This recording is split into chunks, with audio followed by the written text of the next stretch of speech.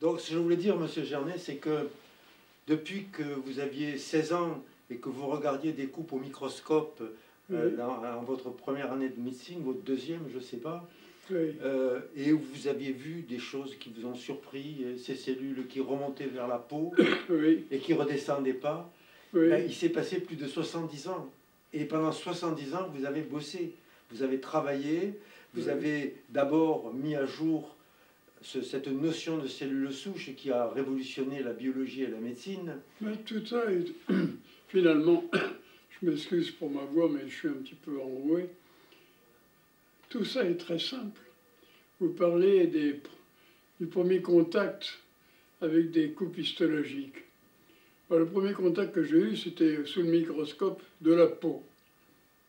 Dans la peau, il y a ce qu'on appelle une basale, n'est-ce pas, une couche basale, où on voit des cellules qui se divisent. Quand une cellule se divise, on voit ses chromosomes, des petits bâtonnets.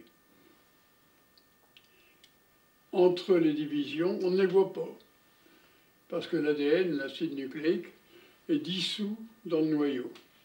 Donc c'est au moment où il y a la division qu'on voit les bâtonnets. Je suis jeune à l'époque, je regarde une coupe de peau, ça aurait pu être n'importe quelle autre population cellulaire, et je vois qu'il y a ce qu'on appelle une basale, où des cellules se divisent, c'est-à-dire qu'elles ont des bâtonnets visibles. Et au-dessus d'elles, il y a une autre couche, puis une deuxième, une troisième, une quatrième couche, jusqu'à l'épiderme, puis en haut, la cellule est morte et se desquame. C'est les pellicules que vous avez sur le crâne, si tant est que vous en ayez, et les miennes aussi. Donc, les cellules qui se divisaient sont sur une base, comme on dit la basale, mais il n'est pas concevable, et on ne voit jamais une cellule qui est des strates au-dessus qui reviennent vers la basale.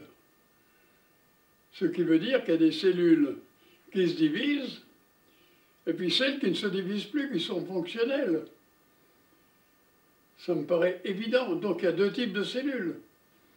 Et ce ne sont pas les mêmes. Or, à l'époque, on a appris, vous aussi, que la cellule avait un double cycle cellulaire, c'est-à-dire que c'était une vision tout à fait anthropomorphique, une approche humaine, comme quoi dans la journée, vous voyez se promener dans la rue un individu avec un bleu de travail et puis des taches de couleur sur son vêtement.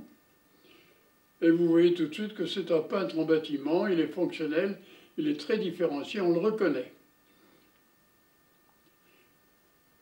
Alors il rentre chez lui, il se déshabille, il devient procréateur, et le lendemain il remet... Alors pour la cellule, c'est la même chose.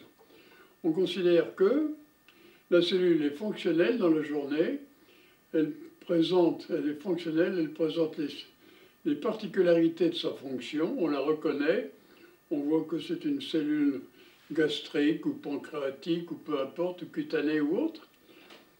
Elle est bien différenciée. À un certain moment, elle se dénude, elle se dédifférencie, elle perd les caractéristiques de sa fonction, elle devient génératrice, et ensuite, elle reprend sa fonction. On a donc considéré que la cellule avait un double cycle cellulaire. Un cycle qui comportait une fonction bien définie, et puis une autre fonction